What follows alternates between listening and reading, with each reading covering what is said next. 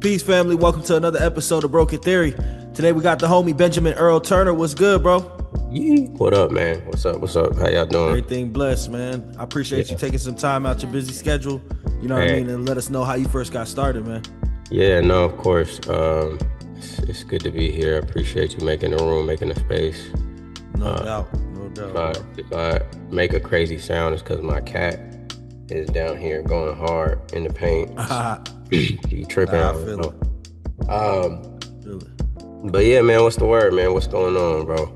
Everything blessed, man. Yeah. How did you first get started with music, bro? How did I get started? For me, it was I have a dear friend.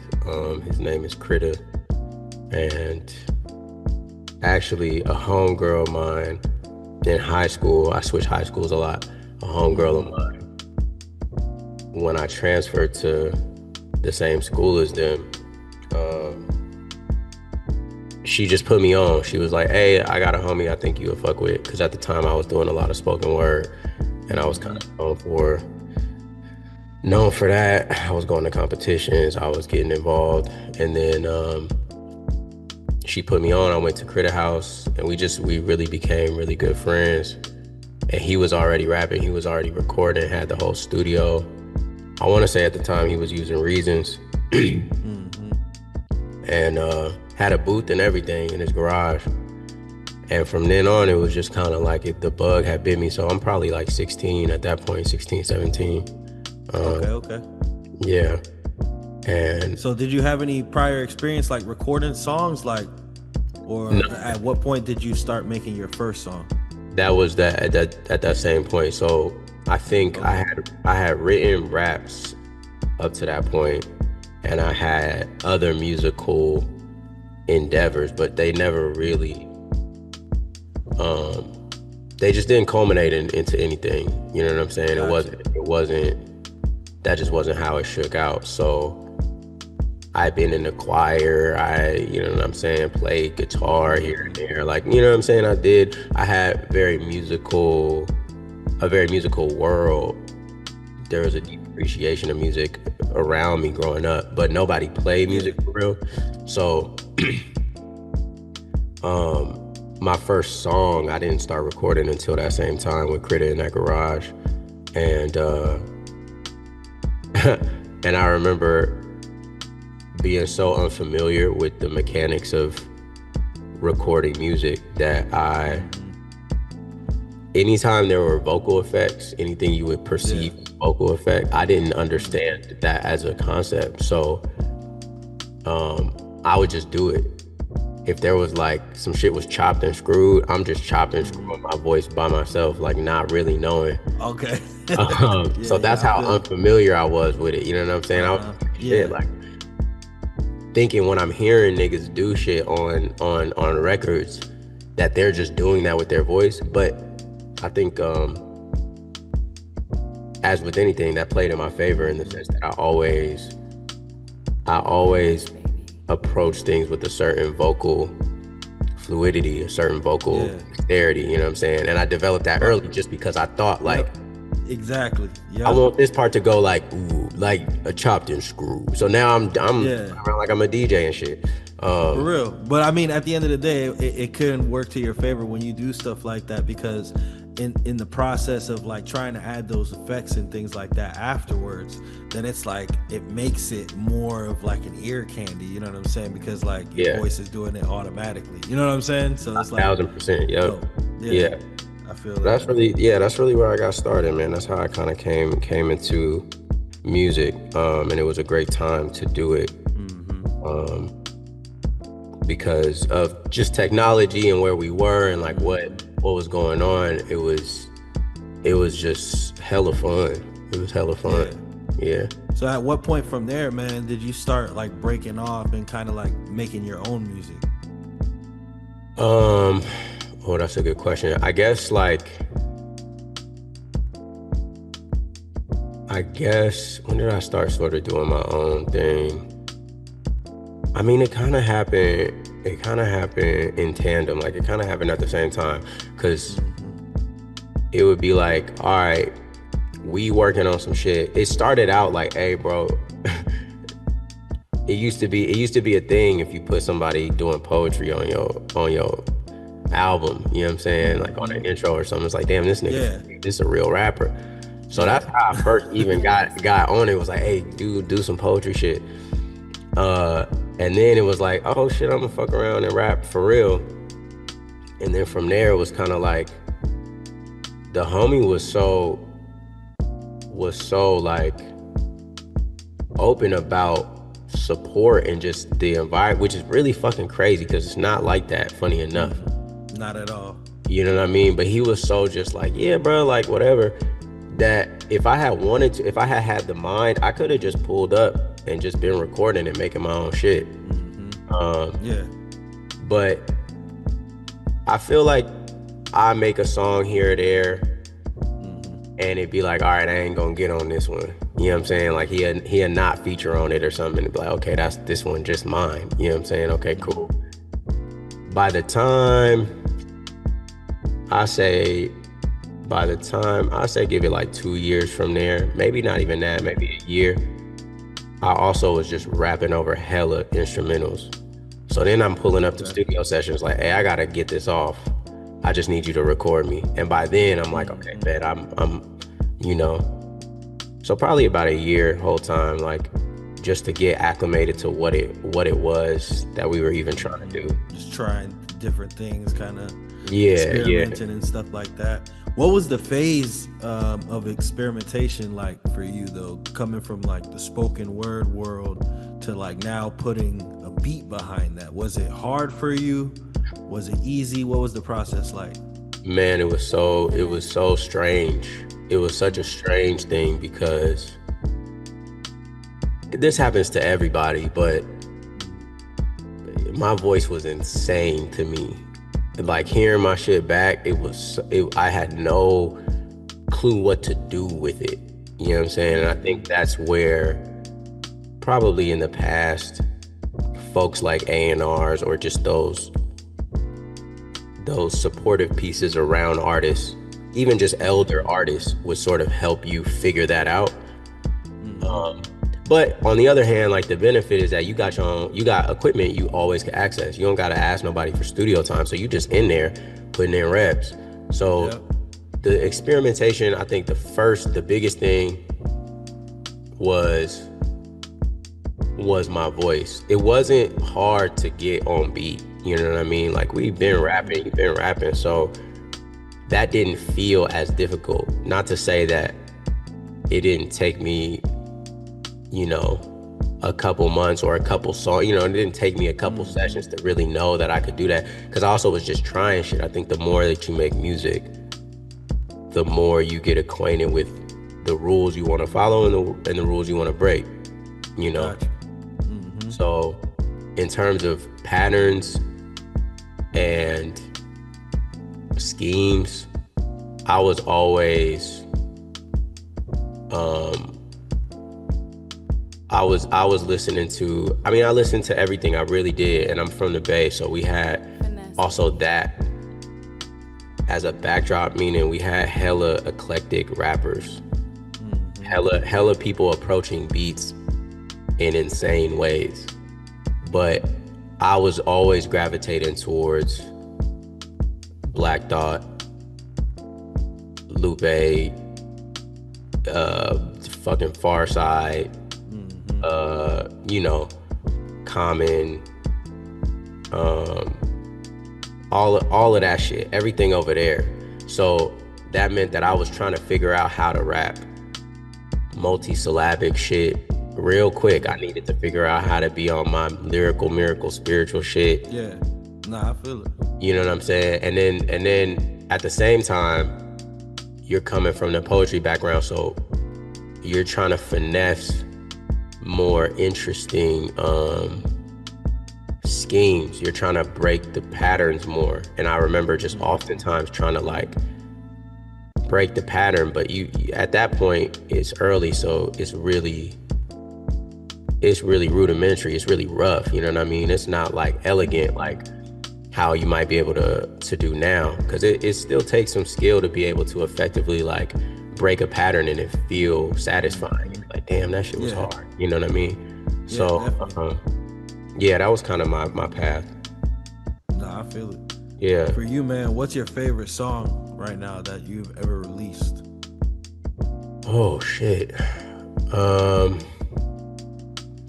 my favorite song that I've ever released. Probably not I can't remember the title. Lost my mind on the other side of what I used to be. When I dreamed and damn, I forget what that song is called. It's on Selling Air, but it's really bare. It's really like I don't even think there's drums for real. Um and it's just doing all the things I like can hear it, and it's like it's effective in all the ways that I want to be effective. You know, it's like Word. it's yeah, it's doing everything I needed to. For someone that's never listened to your music before, how would you describe it? Um, for somebody who's never listened to my music, I would describe it as like, I don't know. I think it's hard to say. I mean, I guess I would say it's like I'm trying to have I'm trying to have fun, and I'm trying to also be honest, and I'm trying to also like engage with the realities of the world, you know? Mm. And I'm trying to, and those feel like they can't be reconciled, and I'm oftentimes trying to reconcile them. Like, all right, it's some real shit going on in the world. I also want to have fun, and I also want to access some sort of truth. I don't want to be on here just talking shit. A lot of Yeah, people's nah, I music, feel it. like, I don't really fuck with, like, I fuck with the craft of it, but there's a lot of music that just sounds like a nigga reading a catalog to me. And and oftentimes I'm almost even envious of that. You know, I'm envious of, or I admire their ability to make like shit hella alluring, and whole time it's just like, damn, you damn near an infomercial. You know what I'm saying? You an infomercial Yeah. for brands, for products. You telling me, and your whole song is filled with, okay, I know you fuck with the Prada and the AP, and this the kind of car, and this the kind of jeans you wear, and this the kind of bitch you like, and this the kind of nigga you like, and this like, to me, I'm like, damn, must be nice. Must be nice to just, because I feel like that would be so much more, I could pump out so much more music if I didn't give a fuck. You know what I'm saying? And I don't say that like Yeah. that makes me better. I say that like it's a genuine burden to know some shit going on. Yeah. Ignorance Nah, I really feel it, bro. blissful, nigga. That shit is of true bliss. So I yeah, definitely I feel think it. I think that means that my music is trying to be honest and still have fun, but also be like, damn, I can't just be talking about no motherfucking clothes. It's the same stuff over Feel and me? over. Yeah. Yeah, like, or I Yeah, can't it's just be that cookie talking cutter about, stuff, man. yeah, running up on niggas. It's like, come on, bro. For you, man, what's your process like when you're working on an album? How does it all start? And how do you know when it's ready to be done? I am the poster child of it's no one way. If there is an artist who gonna see this, and you work on any form of art that requires other people, but let's say you're a musician and you're running into hella roadblocks, I'm here to tell you, just keep figuring out ways to make your shit. Because I've had no one, there's no one process that works. I make a batch of songs with a nigga, the nigga disappears. Feel me? I lock in with a nigga, we have hella conversations about, okay, cool, we building, we make 50 songs, nigga gone, nigga get a better job. You know what I'm saying? He work with so-and-so. So for me, every album I've made has been truly like the only thing they all have is a desperation to get music out. That's the only thing. I've never got to put an album together where I had the benefit or the luxury of like being like, okay, I really want to, I'm exploring this right now, and this is the concept, and like, because as soon as I start getting into any and all of that shit, it's like, it's already gone. It's already, something already done changed externally that I can't predict and that I can't control. So the album you gonna get, it's gonna be what I could do given the circumstances. And that's the truth of what my process is. My process right now, I done made more albums than I done released. I done made way more music than I done released, but the reality is that like every time I put something out, it's like I'm doing everything possible to get these songs made and get this shit out, because that's just how shit be. That's just how I feel it. Yeah, you definitely gotta, be your own boss when it comes to that, because if you don't do it, ain't nobody else gonna do it for you. You know what I mean? Nah, and it's like there's a balance. That's a strange thing that we all have to face. We have to admit that, just like you said, ain't nobody gonna do nothing for you. And then we have to admit we've gotten so far from what a particular kind of musical experiment is. Music by nature is communal. So it's like, nigga, you supposed to do this shit for me, because I'm supposed to do my part for you. Imagine being like, damn, I'm a drummer, but the bass player don't want to play bass, because then they would be doing something for me. And now you got niggas who, there's so many of us, we also produce, we also play every instrument. I got every instrument in this bitch. And only play them, but so good. But it's like, because you hit so many roadblocks. So that's that friction where it's like, we so individual, we so in our own, baked into our own shit, forgetting this shit is communal. I can't do this shit without you. What the fuck is you talking about, nigga? Send me my stems. You know what I'm saying? Like, send me my shit. Come back, like, come work on this shit. Come sit with this music the way that I'm sitting with this music, because that's what it's supposed to be. Type shit. So I feel like, you are encouraged to make your own shit happen. But I also encourage niggas to stop separating themselves and forcing themselves to not have community. Like, we gotta get off that. We gotta get off that. And we do it to ourselves. I do it to myself. I do it to my community. I trick off some time. I won't honor some commitments. Now a nigga don't fuck with me no more. And I done played myself, and I done played my brother, I done played my sister, just off what? So, that's the type of thing I would love to see, like, kind of shift. And I would love to see younger artists or newer artists or older artists, whatever, keep pressing towards like, hey, nah, we do this shit together. Fuck it. Like, I feel it. Shit, we doing it together. You know what I mean? Yep. Teamwork make the dream work. You gotta make sure you make everything happen. Yeah. Yo, how important is faith to you, man? Hey, faith is a crazy word for your boy. I'll just say, finesse, baby. Right now, me and Faith we are figuring it out. We definitely not divorced, but we've been separated for a minute. That's how me and Faith are. It's important, and yet it's so frivolous. It's so don't matter. Because things that will be regardless of whether I believe in it or not. And I'm interested in that. I'm intrigued by how Faith handles that reality. Whether I believe in air or not, nigga, air is gonna air. It's gonna do what oxygen do. And I don't have to believe in oxygen for oxygen to be oxygen. You know what I'm saying? And at the same time, it's really hard to navigate the world and not try and be trying to bring some new shit into the world and not have faith. it's damn near impossible.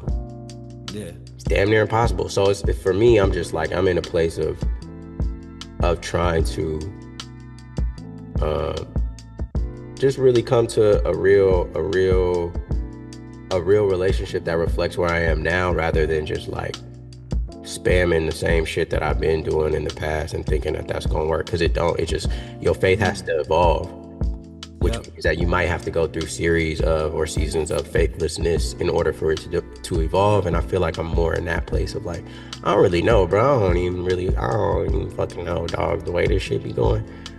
Nah, I feel it. But what does faith care about that? Faith don't care that Nah. I might be faithless right now. It ain't tripping. Mm-hmm. Faith got faith in me, damn near. So Yep. shit, we'll be all right. You already know. That's how I'm thinking about this shit. Nah, I feel it, bro. I feel Yeah, it.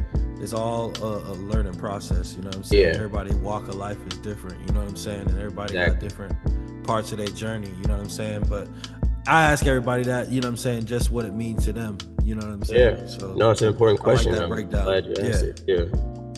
For you, man, what projects are next? So next is a project called Water Your Luck. And then the project after that, very shortly after that, will be called Late Bloomer.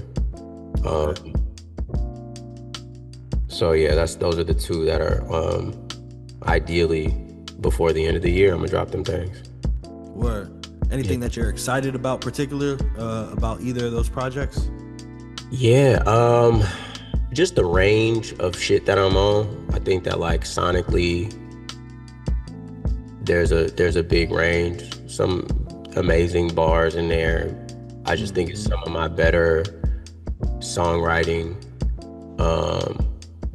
Less worried about like trying to bar shit down all the time, which I think is a hard lesson for MCs to learn, and people who came in like, I'm an MC. It's like, Yeah. you choking, you smothering the song.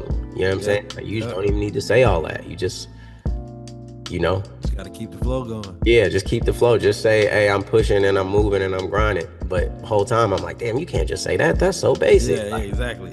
but that's what hit. Like, that's feels good in the song. Just say that. So I think I figured that out a lot more on this album. And then on Late Bloomer, there's a lot more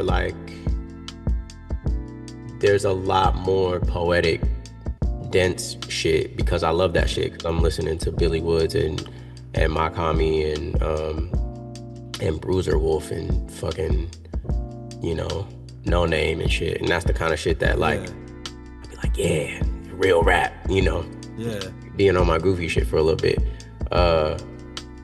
So yeah, I think that there's a good balance there, and I'm excited about that. I'm excited about having all That's that dope. happen. Yeah. That's dope. Yeah. When can we expect any of those to release? I think we can expect before Thanksgiving, for surely. Before Thanksgiving, absolutely. Like, yeah, before Thanksgiving, music will be in the world. Yeah. Okay. That's love, bro. Yeah. Any books that you're reading that have changed your life forever? Oh. That you have read? Yeah.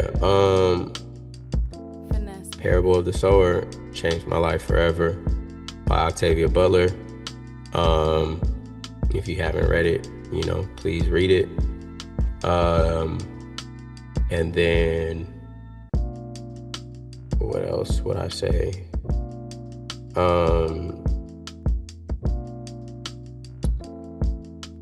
I would just say, whatever you can get your hands on, wherever you feel like most inclined to start reading, just do it. Like, it don't even matter what it is, or don't let nobody gaslight you into thinking you only need to read nonfiction shit.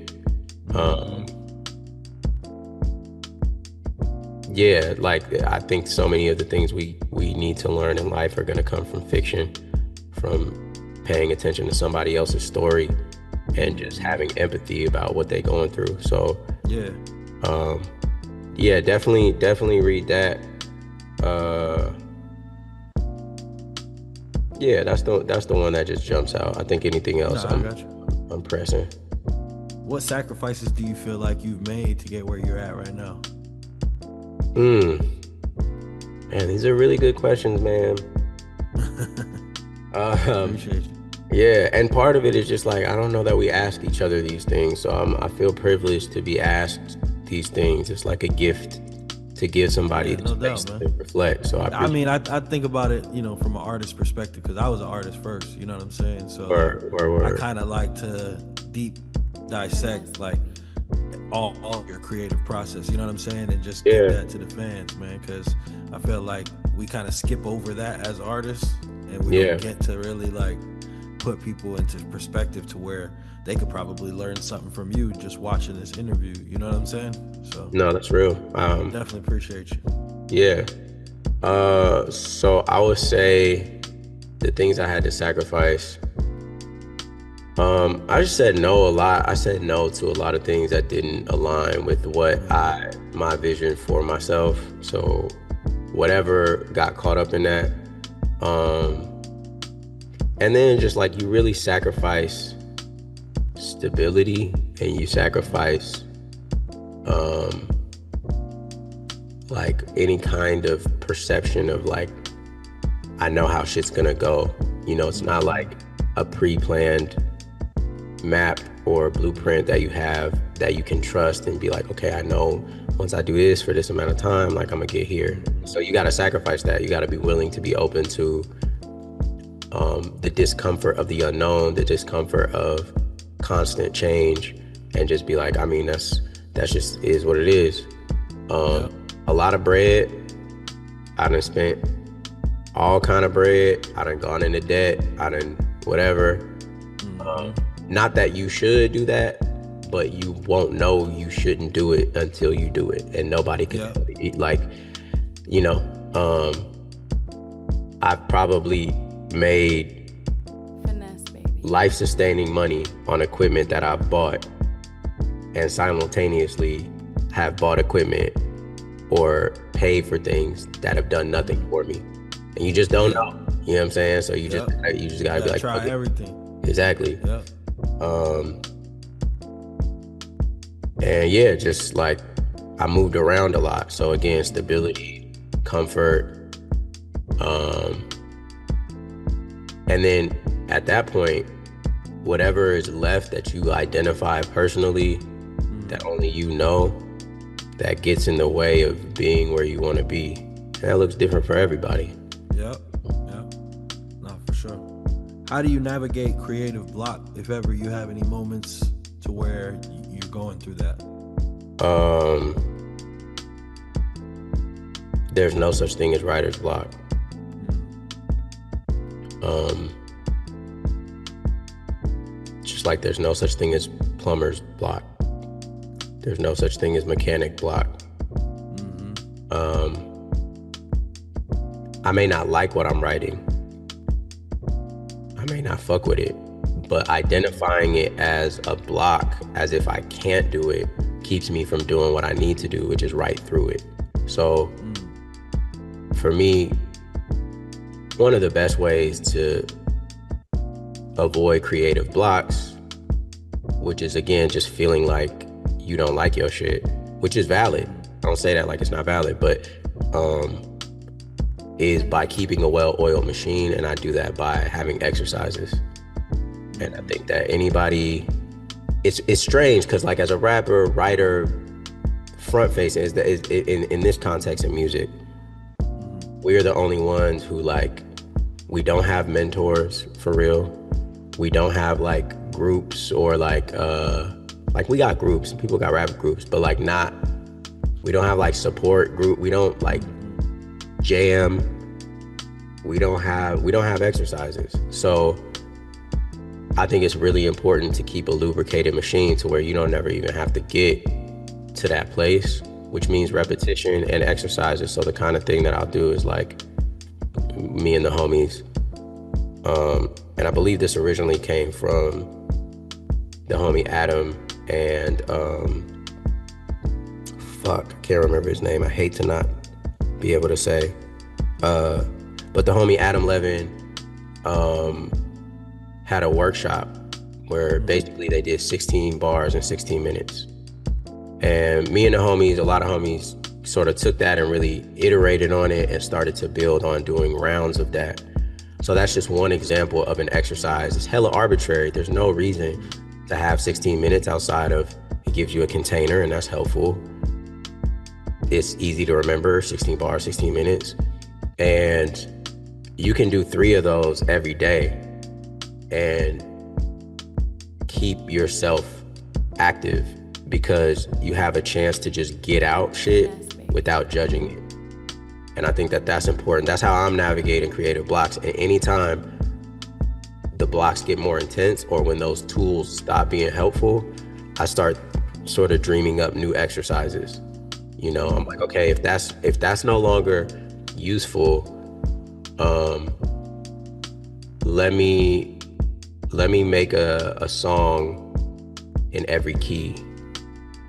Let me make 20 songs in each sort of BPM bracket. Let me try to write bars where I never use certain words. I never use I never use they, I never use you. I only use like names or some shit. As soon as you put some parameters on it and you take it out of the context of I need to make something because I'm an artist, you get back to the essence of it. You just being creative. Just having fun, yeah. I mean, and then from there, from that process and from that practice, well, now it's easy to just, on a day you hit the studio and you not on shit, you either have a bunch to pull from or you're well lubricated, your machine is moving, you're oiled and you're ready to go. And I think that's important. Having tools in place, man, is super important. Yeah, I realized that too. You know, I went through a slump when my brother died earlier this year. Yeah, it was like, you know, I thought about it, man. I was like, nah, I appreciate you. I thought about it, man, and I was just like, yo, there needs to be a tool that like people could go to where it's like, you know, like if you're having a moment, like you said, like put those parameters on it and kind of like zone out. So I just started like writing down topics and stuff like that. So I'm putting together like a 365 book, you know what I'm saying? Just as a tool for artists that like aren't used to practicing or anything, you know what I'm saying? Kind of make it a little bit easier. So, that's great. I definitely understand, bro. For real, shout out to you. And one more tool I'll say is like a little easier entry is just free writing. Free writing meaning, but in this specific way. So like you set a timer, let's just say 9 minutes, something that's not intimidating. 7 minutes, 9 minutes, 11 minutes. And you start writing and you write whatever comes to mind specifically. You do not go back. You don't delete.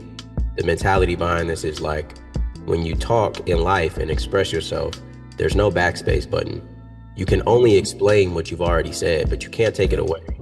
And so instead of trying to write anything, if all you have to write is, I don't know what to write, I don't know what to write, I don't know what to write, I don't know what to write for the whole 11 minutes, that's incredible. Because that your mind is so focused on not knowing what to write for 11 minutes, what's actually gonna happen is you're gonna write, I don't know what to write for about 3-4 lines. And then you're gonna start, man, I'm actually kind of tired, my hand kind of hurt. I really was thinking about this today. I damn near don't even feel like going to work. My boss is hella fucking funny though. Woo-doo-wop, woo-doo-wop, woo-doo-wop, right? And suddenly your interior world emerges, and a practice of that regularly is gonna, again, make it more accessible for you to tap into your interior world, to the things that only you know, the shit that's only around you. I don't know what your liquor store is like. I don't know what your grocery store is like. I don't know, you know, the ops in your life, the heroes in your life, and all that specificity, it could just all come out from free writes. Then you go back later, let's say end of the week, just go highlight shit that stand out. Highlight a word, it could be a phrase, it could be a sentence, it could be you could write it like a bar, you could not write it like a bar, don't matter. But when you go back, you have all this material now. You have all this raw material, which as writers, we don't inherently have. People don't teach us that. Like a painter has paint, they have a raw material that they work with. A sculptor has clay. the writer outside of the pen and the pencil, which you don't even have to use if you a Jay-Z kind of little on your Wheezy shit, which is tight. You don't have. It's like, well, what's my raw materials? And there are these three things. It's your memories, it's your observations, and it's your imagination. And oftentimes we over rely on our imagination. We put all the burden on our imagination to do all the work. We don't write this shit down nowhere. So all of a sudden, if you free writing, what's gonna come up? Your observations, what you seeing in the world, and your memories. And sometimes your imagination gonna kick in because it's gonna be fun, and you're gonna be like, damn, right? But you go back and suddenly, you first started. all of a sudden, all your shit is ripe. It's hella motherfucking, it's dense with specificity that only you can have. And that's, to me, what so many artists deserve for themselves. So many artists, I feel like they want that. Maybe they don't know how to get it. I want it all the time. I oftentimes like get away from it and I have to come back to it. But like, how do I talk about my life? You know what I'm saying? The specifics of my world. Because once you get into that, now you're making music nobody else can make. And that's where now we bubbling. You feel me? Now we cooking with some motherfucking grease. So I would definitely recommend the free writes as bottom level. So easy to get into. You know what I'm saying? Don't require shit to do to keep those juices flowing. Nah, I feel it. Yeah. How do you go about rollouts for singles or new albums? Woo. Brother, I just spontaneity by the seat of my pants. You feel me? I think there's no right way, man. There's no right way. It's all changing so much, so fast that what I'm trying to do is approach it like I'm actually free and I'm not bound to the past, or I'm not bound to the information I know, right? Like, Finesse, baby. that's what I want to do. That's how I'm trying to approach it. The information I know says, you know, you need to post at this time. You need to have this many assets. Oh, you need to do this. You need to have this, And like, I get all of that. But the truth is, don't none of that shit work. Algorithm changing all the time, constantly. Like, what work for one person don't work for another. Like, all that. And it just is a lot of stress trying to set yourself up to fail. Feel me? Instead of just like, how do I move from a place of authenticity? How do I move from a place of like, hey, this is what resonates with me? So I'm trying to get back to that, which really, what that looks like for me is just getting people back in the room, in the actual room, and playing music for them and rapping and finding people who really fuck with rap, you know? I think there's a lot. They can appreciate what you're doing. Yeah, like a lot of people like music. They like it as a background. They and that's cool. But I'm a bar nigga. I like bars. I like rappers. You feel me? Amongst other things. And so I want to be around other people who like, they hear some shit and they're moved. You know? Yeah. Nah, I feel it. That's what I'm trying to figure out. So yeah, I mean, approach it however you can. Me, I'm just trying to get closer to authenticity. So sometimes I just throw that hoe out because that's what I got. I'm like, here, y'all. I gotta go to work. I don't got time to shoot no videos. You feel me? Nah, like, I feel it. Yeah. For you, bro, what are 3 of your favorite movies? Brooklyn, Miss Doubtfire, and Cloud Atlas. Okay. Yeah, that's an easy one. Yeah. Them is probably top 3. What are 3 albums that kind of shaped who you are as an artist? 3 albums that shaped who I am. I would say,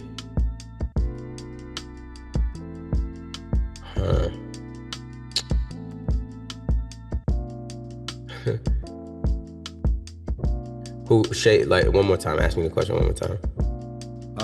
What are 3 of your favorite albums? 3 of my favorite albums.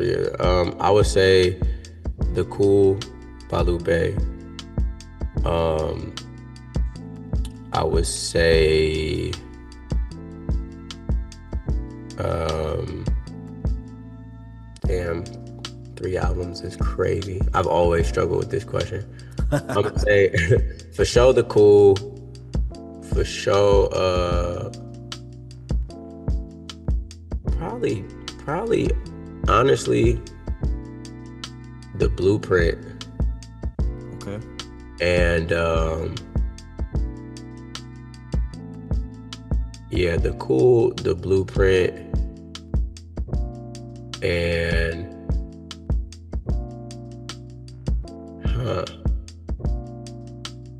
damn near Bob Marley, greatest hit, because that's what I had. You know what I'm saying? That's what I had. So probably M3.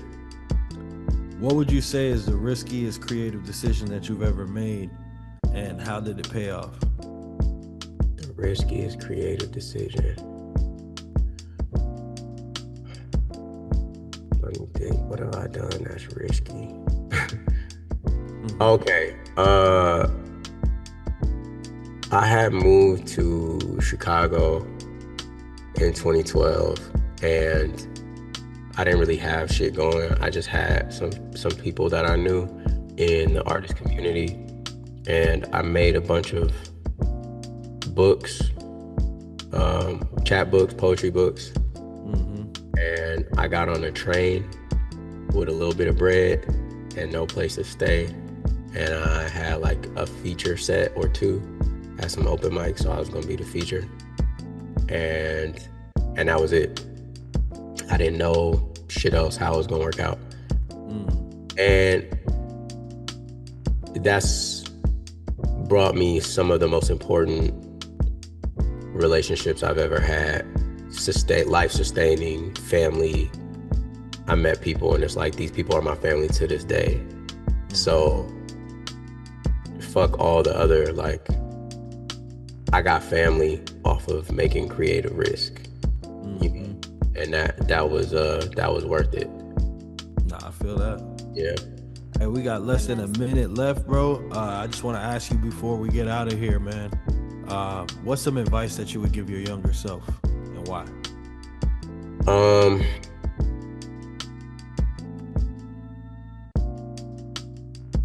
The thing you think you're not good at is exactly the thing you should do because you're good at it. You just convince yourself you weren't.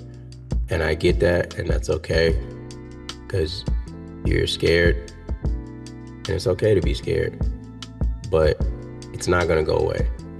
And that's why, because it's not gonna go away just because you avoid it or you try to get around it. That thing you feel like you're not good at, that's exactly, trust me, you're gonna get good at it. Just stop fucking around and being afraid and just do it. You know? What?